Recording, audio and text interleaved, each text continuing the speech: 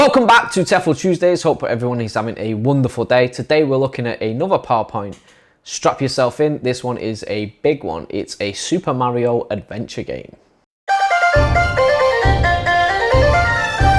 As I've said before, most classrooms these days have a computer and a screen, and PowerPoints are a great teaching tool. They're also great for games, and there's plenty out there on the internet. If you're in China, I highly recommend you join the Tefl Lemon WeChat group by scanning this QR code with your phone and getting in touch with Stuart over at Tefl Lemon. This is another PowerPoint that was shared through that group. Today's game is called the Super Mario Adventure game and is originally designed to teach phonics, but like most of the PowerPoints I've edited in the past, they can be adapted to fit your teaching needs.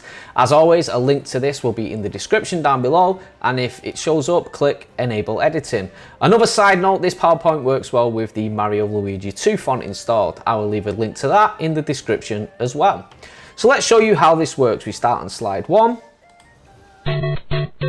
There's some nice music and sound effects, and there's also a nice little story, the classic Mario story of Bowser kidnaps Princess Peach, takes her to the castle, and Mario must sail to Mushroom Island to save the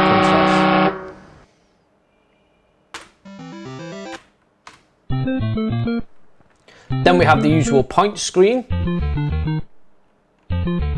It shows you that each coin equals 1 point. The flower means that you can steal points with up to 5 points, which you'll see later. There are different colored flowers, which mean you can steal a different amount of numbers.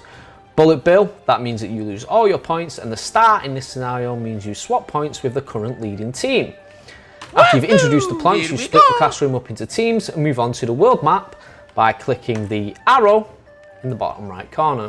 Woohoo! Here we go! Level 1 has the first 3 areas. You click level 2 to open up areas 4 to 7, and click level 3 for areas 8 to 10. So to play the game, you choose one student from a team to come to the front of the class and ask them to choose an area 1, 2 or 3. For example, we're going to choose level 1, and it opens up this lovely castle area with mushrooms, and we see Mario getting chased by a massive mushroom. Then we ask the students to choose one of the mushrooms. We're going to go for the red one. Now, because I've been using this to teach phonics to young children, all they have to do here is make the E sound, But we can edit this later to be more challenging. This is where it's a bit temperamental. To reveal the answer, you must move on to the next slide using the arrow keys at the bottom left here, or your keyboard arrows. If they get the question right, you click the big green tick, and if they get it wrong, you click the red cross. And when we click the tick, because they got it right, lovely jubbly, 3 points for you there. So as you can see, all the slides for all the points at the bottom here: 1 coin, 2 coin, 3 coin, 4 coin, 5 coin. And down on slide 64, we have these colored pipes, because Mario is a plumber by trade after all. When you see this screen, you ask the students to pick a color. Make sure it's just one color, as the rest of the game is set up so that it requires that you only choose one. I'll show you. You pick, say, the purple one at the end, and it's a star. That means you get to swap points with the number 1 team. Now the purple pipe will disappear in a few seconds. And once it's disappeared, just click the arrow to take you back to the world map. Now the purple pipe has disappeared for the rest of the game. And if we end up on that slide again, only the red, green, yellow and blue are left. The blue pipe, which has a red bullet bill, which means the player can choose a team to lose all their points. The yellow is a red flower, which means you can steal 3 points. The green pipe, which has a yellow flower, which means you can steal 5 points. And the final pipe is the red pipe, which has a blue flower, which means you can steal 4 points. So make sure you only choose one pipe and then click the back button to go back to the world. Just like all the other PowerPoints that I've shown you in the past, once you choose something, it will disappear from selection. So you don't have to worry about what has already been chosen. Another one of the possibilities is the bullet bill slides. Attack! Attack! Which means you lose all your points. And we have 3 different bullet bill slides. So there's 3 of them in the game. Once you move through all 3 levels and areas, you can end the game by clicking the exclamation point at the bottom right corner of level 3. So click level 3, click the exclamation point, and there's a nice conclusion to the story, where Mario defeats Bowser and saves Princess Peach.